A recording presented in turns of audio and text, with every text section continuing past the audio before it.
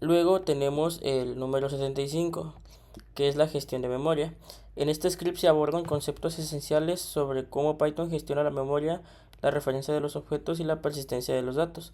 Además demuestra técnicas de optimización y medición de rendimiento, lo que convierte en una herramienta educativa para entender el comportamiento interno del lenguaje.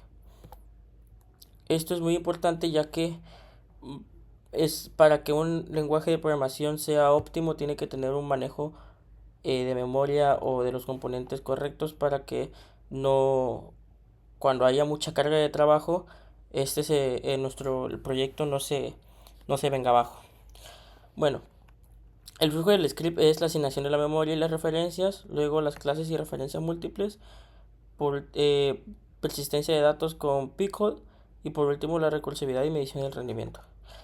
¿Qué librerías vamos a usar en este ejercicio? Usaremos la librería sys, la cual nos ayuda para obtener el conteo de referencias a un objeto, la librería pickle, la cual nos ayuda a serializar y deserializar los objetos, la librería tinyit para medir tiempos de ejecución y analizar el rendimiento, y por último la collections named tuple para crear estructuras y datos inmutables y ligeras.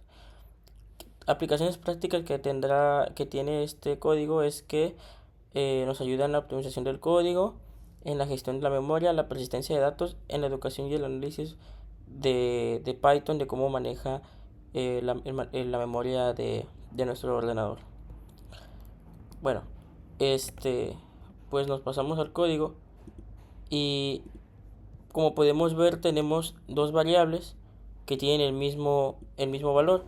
Cuando en Python, cuando unas variables tienen el mismo valor, lo que hace es que la referencia del mismo modo para que no ocupen dos espacios de memoria que no deberían de utilizarse. Luego tenemos otra variable que es 237 que se lo pasamos a la variable número uno y luego número 3 le asignamos variable número 2. O sea, técnicamente estamos usando lo mismo que el anterior y por ende Python lo que va a hacer es que va a utilizar la misma referencia de memoria para no seguir usando bloques de memoria innecesarios, sino con una sola referencia va a ser el mismo ID de memoria para las tres variables que estamos utilizando. Bueno, luego tenemos los mismos, otras variables llamadas n1 y n2, donde lo que decimos es si n1 y n2 son iguales, nos va a imprimir las dos variables, son el mismo datos asignado de memoria. Si no, nos va a decir tienen datos asignados en diferentes espacios de memoria. Luego tenemos dos variables las cuales tienen diferentes valores. Y entonces hacemos el mismo if para saber si tienen el mismo dato asignado en el mismo espacio de memoria o lo tienen en distinto y que me imprima el ID que me imprima, perdón, el espacio de memoria que están ocupando. Luego hacemos un cálculo, una variable de cálculo a la cual le vamos a sumar el valor de 10. Imprimimos el número y por último empezamos a hacer las clases y referencias de memorias, donde tenemos una función que hace valor a sí misma y le pasamos la variable edad, el parámetro edad, y luego le asignamos esta edad a self, que es la misma clase, con el parámetro edad.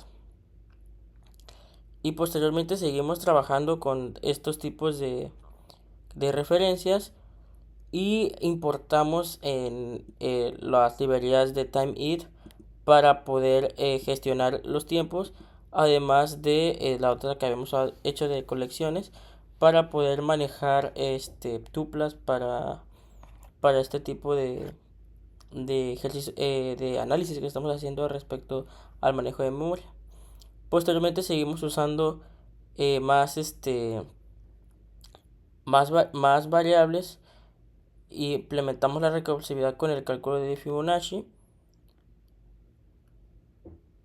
y al final empezamos a imprimir todos estos tipos de, de datos para que a lo último nos salga en consola algo similar a esto. Nada más nos tira el 237 el ID donde está guardado, la referencia, perdón, donde está guardado el valor. Nos dice que los variables que vemos hecho acá arriba son el mismo tipo de datos y no de memoria. Además de que tienen el mismo datos en diferentes memorias, en este caso 1987 y 1988. Y luego las siguientes variables tienen el mismo valor pero se llaman diferentes, sin embargo Python las sigue guardando en el mismo lugar de memoria. Y por último las referencias de las clases y el método de Fibonacci demostrado en consola.